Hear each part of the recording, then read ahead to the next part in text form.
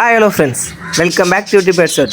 இந்த வீடியோ நம்ம இதை பற்றி பார்க்க போகிறோம். பார்த்தீங்கன்னா, நான் போன அப்லோட்லேயே சொல்லியிருந்தேன் பீட்ரூட் வாங்கியிருக்கோம் நம்ம கிட்ஸில். நான் வந்து நெக்ஸ்ட் அப்லோட் சொல்கிறேன், எக்ஸ்ட்ரா ஃபுட்டை பற்றி நான் சொல்கிறேன் அப்படின்னு சொல்லியிருந்தோம். எக்ஸ்ட்ரா ஃபுட்டை பற்றி தான் ஃபுல்லாக அந்த வீடியோவில் பார்க்க போகிறோம். நம்ம சப்ஸ்கிரைபர் நிறைய பேர் பார்த்தீங்கன்னா டவுட்டும் கேட்டிருந்தாங்க, எக்ஸ்ட்ரா ஃபுட்லாம் நம்மகிட்ட சாப்பிட மாட்டேங்கி என்ன பண்ணலாம் அப்படின்ற மாதிரி. நான் வந்து எப்படி டிப்ஸ் எல்லாமே சொல்கிறேன். வீடியோஸ் ஃபுல்லாக ஸ்கிப் பண்ணால் பார்த்தா ஃபுல்லாக உங்களுக்கு தெரியும். அதுக்கடுத்து நம்ம கேஜும் ஒன்று செஞ்சு முடிச்சாச்சு, அதையும் பற்றி ஃபுல்லாகவே தெரியும். வீடியோ முடிஞ்சு ஸ்கிப் பண்ணால் பாருங்கள். வாங்க வீடியோவில் போயிடலாம்.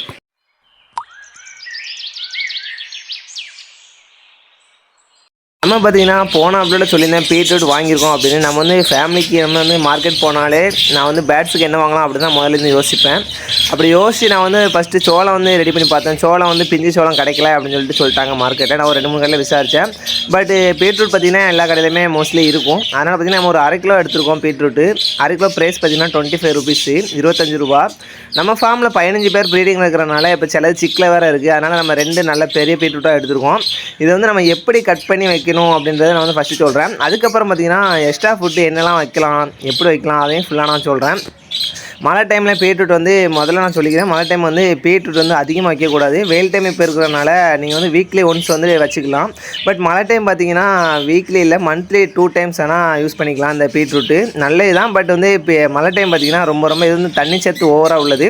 அதே மாதிரி ரத்தத்தையும் சுத்தம் போடணும், அதனால் பிரச்சனை இல்லை. பட் வந்து கொஞ்சம் அவாய்ட் பண்ணுறது நல்லது மழை டைமு. வெயில் டைம் பார்த்தீங்கன்னா நீங்கள் வீக்லி 1-2 கூட வச்சுக்கலாம், 2 வாட்டி கூட வச்சுக்கலாம், பிரச்சனை இல்லை.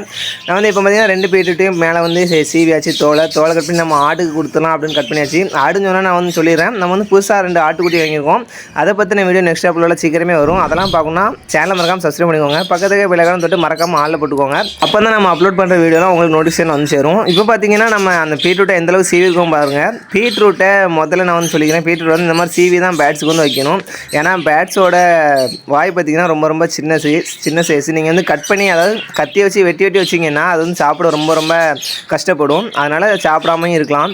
இப்படி நீங்கள் சீவி வைக்கச்சில் அது வந்து ரொம்ப பெஸ்ட்டாகவே சாப்பிடும், நல்லா வந்து சாப்பிடும். அதுவும் சிக்கில் இருக்கிற பேட்ஸுக்கெலாம் பேரண்ட் வந்து ஃபீட் பண்ணுறது கொஞ்சம் ஹெல்ப்பாக இருக்கும்.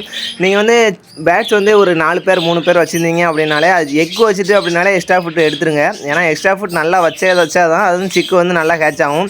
நிறைய பேர் சொல்கிற ப்ராப்ளம் என்னென்னா, ப்ரோ நான் வந்து நல்லா ப்ரீட் ஆகுது, ஆனால் 2 சிக் தான் நெக்ஸ்ட் பண்ணி விடுது, 1 சிக் தான் நெக்ஸ்ட் பண்ணி விடுது அப்படின்னு சொல்கிறாங்க. இதான் பிரச்சனை. ஏக்கு பார்த்தீங்கன்னா எக்ஸ்ட்ரா ஃபுட் நீங்கள் எவ்வளோத்துக்குள்ள கொடுக்கீங்களோ அந்தளவுக்கு தான் அந்த பேட்ஸ் வந்து ரிசல்ட் கொடுக்கும். பேரண்ட் வந்து நல்ல ஒரு ரிசல்ட் கொடுக்கும். நம்மள்ட்ட 4-5 ஒரு வாட்டிலாம் 7 சிக்கு வந்து பொறிச்சிச்சு. பட் 4 சிக்கு அதில் வந்து நெக்ஸ்ட் ஆகிற டைமில் இருக்குது. அதெல்லாம் நம்ம ப்ரீடிங் அப்டேட் பார்த்தா உங்களுக்கு தெரியும் நினைக்கிறேன். பார்க்கலாம்னு பார்த்துட்டு வாங்க, டிஸ்கிரிப்ஷனில் லிங்க் கொடுத்துருக்கேன்.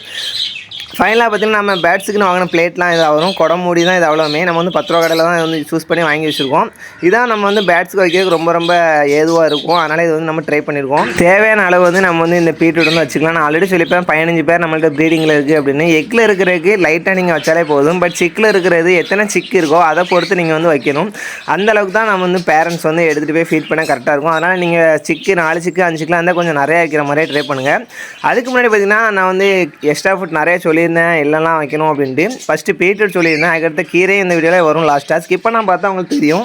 அதுக்கப்புறம் பார்த்தீங்கன்னா கோதுமையை ஊற வச்சு கொடுக்கலாம். அதுக்கப்புறம் மல்லித்தலை அப்படி இப்படின்னு எக்ஸ்ட்ரா ஃபுட் வந்து எக்கச்சக்கமாக இருக்குது. அதெல்லாம் வந்து நான் எக்ஸ்ட்ரா ஃபுட் அப்படின்ற வந்து தனியாக நான் வீடியோவில் அப்லோட் பண்ணுறேன். பட் நான் இப்போ எனக்கு தெரிஞ்சே சொல்கிறேன், கோதுமை ஊற வச்சு வந்து வைக்கலாம். கோதுமை ஊற வச்சு அதுக்கடுத்து அடுத்த நாள் வந்து அதை ஃப்ரெஷ்ஷாக கழுவிட்டு வைக்கணும். அதுக்கப்புறம் பார்த்தீங்கன்னா இந்த பீட்ரூட் நீங்கள் வந்து லைவாக பார்த்துட்டு இருப்பீங்க. அதுக்கப்புறம் பார்த்தீங்கன்னா மல்லித்தலை எல்லா பக்கமே கிடைக்கிறது தான். அதுக்கடுத்து இப்போ அந்த கீரை வகைகள் எல்லாமே வந்து எல்லா பக்கமும் கிடைக்கிறது தான், எல்லாரும் தெரிஞ்சிருக்கும் தான். எல்லா கீரை, முருங்கைக்கீரையிலேருந்து எல்லா கீரையுமே வந்து யூஸ் பண்ணலாம் பேட்ஸுக்கு. அதை வந்து டைமிங்கை பொறுத்து வந்து யூஸ் பண்ணணும். மழை டைம் வந்து நீங்கள் கொஞ்சமாகவும், வெயில் டைம் அதிகமாகவும் யூஸ் பண்ணிக்கோங்க. அது பார்த்திங்கன்னா நல்ல ஒரு ரிசல்ட் கொடுக்கும் பேட்ஸை நீங்கள் எந்தளவுக்கு கேர் பண்ணிக்கிறது. நம்ம வந்து பேட்ஸை நீங்கள் வீடியோவில் பார்த்தாலும் தெரியும், food water extra food clean எந்தளவுக்கு இருக்குன்ட்டு. இந்தளவுக்கு க்ளீனாக வச்சுருந்தாலே பேட்ஸ் வந்து நல்ல ஒரு ரிசல்ட் கொடுக்கும். இப்போ பார்த்தீங்கன்னா எல்லா கேஜிலும் வச்சாச்சு, நல்லா வந்து சாப்பிடுது பாருங்கள். அந்த 14வது கேஜிலாம் சிக்கில் இருக்குது, 17வது கேஜி இந்த ரைட் சைடு இருக்கிறதும் சிக்கில் தான் இருக்குது. உடனே வந்து திங்க ஆரம்பிச்சிடுவாங்க. ஏன்னா அந்த சிக்குக்கு வந்து நல்லா ஃபீட் பண்ணால் தான் நல்லா இருக்கும். தினையை மட்டும் நீங்கள் வச்சிங்கன்னா ரிசல்ட் வந்து ரொம்ப கம்மியாக கொடுக்கும். 2 சிக்கு 3 சிக்கு அவ்வளோதான் நெக்ஸ்ட் அவுட் பண்ணும். மோஸ்ட்லி 2 சிக்கு தான் நெக்ஸ்ட் அவுட்டே பண்ணும். நீங்கள் வந்து இப்படி எக்ஸ்ட்ரா ஃபுட்டு ட்ரை பண்ணிங்கன்னா அந்த பேட்ஸுக்கு தெரிஞ்சிடும். ஏன்னா எக்ஸ்ட்ரா ஃபுட் நிறையா வைக்க, நம்ம வந்து சிக்கு வந்து நிறையா நெக்ஸ்ட் அவுட் பண்ணலாம் அப்படின்ட்டு ஒரு 4லேருந்து 5 சிக்கு வரைக்கும் நெக்ஸ்ட் அவுட் பண்ணி விடும்.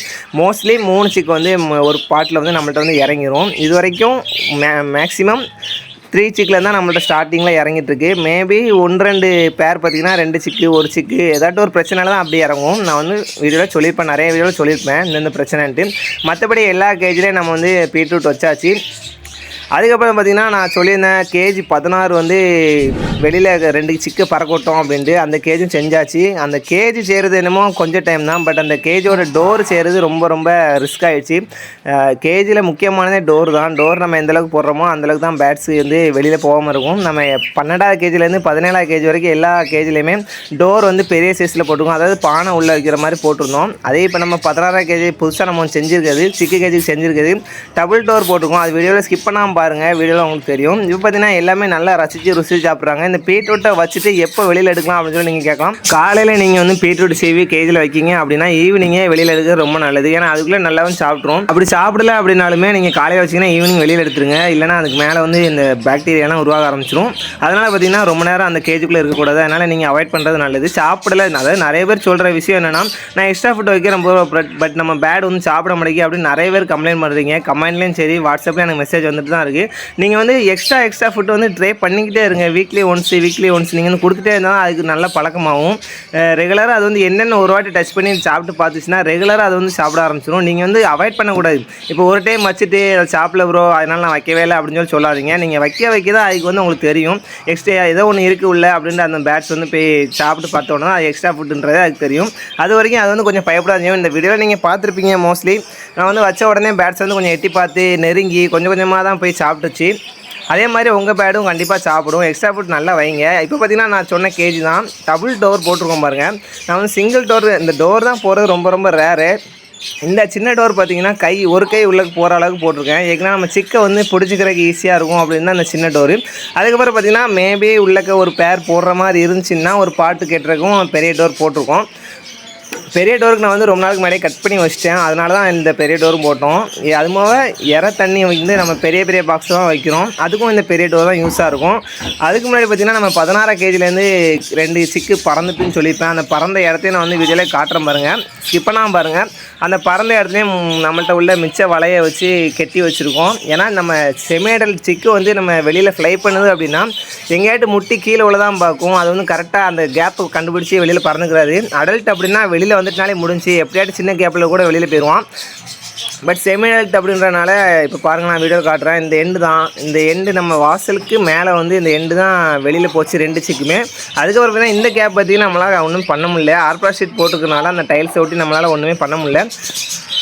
அதனால நம்ம வந்து அந்த கேப் வந்து சும்மா தான் வச்சுருக்கோம். அதில் அந்தளவுக்கு வெளியில் பேய்க்கிறது செமி அடல்ட் தான். இந்த வீடியோவில் பார்க்குறீங்களே இதான் அந்த செமி அடல்ட் கேஜி. இப்போ உள்ளக்கு வந்து நம்ம அந்த சிக்கு வந்து க்ரோத் இல்லாமல் இருக்கிறது உள்ளே கிடக்குது. அது 12வது கேஜியில் உள்ள சிக்கு வந்து இப்போ ஓரளவுக்கு நல்லா ஃபீட் எடுத்து ஒரு தெளிவாயிட்டாங்க. இப்போ வந்து சேல்ஸுக்கு தான் போகணும். உங்களுக்கு லவ் பேர்ட்ஸ் வந்து சேல்ஸ் வேணும் அப்படின்னா மறக்காமல் கமெண்ட்டில் கேளுங்க. நம்ம வந்து சேல்ஸ் பண்ணலாம். பக்கத்தில் அப்படின்னா நானே டெலிவரி பண்ணுற மாதிரி இருக்கும். லாங் அப்படின்னா ஓரளவுக்கு யோசிப்பேன் நான் கொடுக்குறதுக்கு. பட் நீங்கள் வந்து வேணும் அப்படின்னா மறக்காமல் கமெண்ட்டில் கேளுங்க. இப்போ 2வது பார்த்தீங்கன்னா கீரை வச்சுருப்பேன் அப்படின்னு சொல்லியிருந்தேன். அது வந்து பீட்ரூட் வச்சு ஒரு 2 டேஸ் கழித்து நம்ம வந்து கீரை வச்சுருந்தோம். நம்ம வந்து பேட்ஸ் வந்து எல்லாமே ரெகுலராக ப்ரீடிங்கில் இருக்கிறனால எக்ஸ்ட்ரா ஃபுட் வந்து வீக்லி நான் வந்து 1 டைம் இல்லை 2 டைம் வச்சுருவேன். ஏதாட்டும் ஒன்று இந்த கோதுமையிலேருந்து இந்த பீட்ரூட்டு அண்டு இந்த கீரை வகைகள் ஏதாட்டும் ஒன்று வந்து எக்ஸ்ட்ரா ஃபுட் நான் வந்து வச்சுட்டே இருப்பேன். அதே மாதிரி தான் நம்ம ஃபார்ம்லேயும் போயிட்டுருக்கு. நீங்களும் அதே மாதிரி ட்ரை பண்ணுங்கள். இப்போ பார்த்திங்கன்னா உங்களுக்கே தெரியும் வீடியோவில் இது வந்து அரைக்கீரை தான் வச்சுருக்கேன். அரைக்கீரை வந்து பக்கத்தில் வந்து எல்லா பக்கமே கிடைக்கும். அதாவது வீக்லி வந்து 1லேருந்து 2 டைம் வந்து எல்லா கடையிலுமே வச்சுருப்பாங்க. நீங்கள் வந்து வெளியில் போய் ட்ரை பண்ணிங்கன்னா கிடச்சிரும் கண்டிப்பாக. இல்லைனா மார்க்கெட்டு கூட போய் வாங்கி வைக்கிங்க.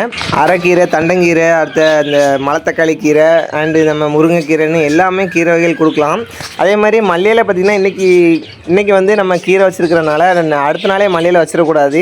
கிட்டத்தட்ட ஒரு 3 நாள் போனதுக்கப்புறம் நல்லா வெயில் அடிச்சிச்சு. நல்லா வெயில் அடித்தா தான் நான்லாம் மல்லியிலையே எடுப்பேன். ஆல்ரெடி வீடியோ ரொம்ப லென்த்தாக போயிட்டு நினைக்கிறேன். நெக்ஸ்ட் வீடியோவில் நான் வந்து ஆடு வாங்கியிருக்கேன்னு சொல்லியிருந்தேன். அது நெக்ஸ்ட் வீடியோவில் கண்டிப்பாக நான் அப்லோட் பண்ணுறேன். வெயிட் பண்ணிகிட்டே இருங்க. இந்த வீடியோ உங்களுக்கு பிடிச்சி நினைக்கிறேன். வீடியோ பிடிச்சா லைக் பண்ணுங்கள். அப்படின்னா டிஸ்லைக் பண்ணி யூஸ் மறக்காம சப்ஸ்கிரைப் பண்ணிக்கோங்க. தேங்க்ஸ் ஃபார் வாட்சிங்.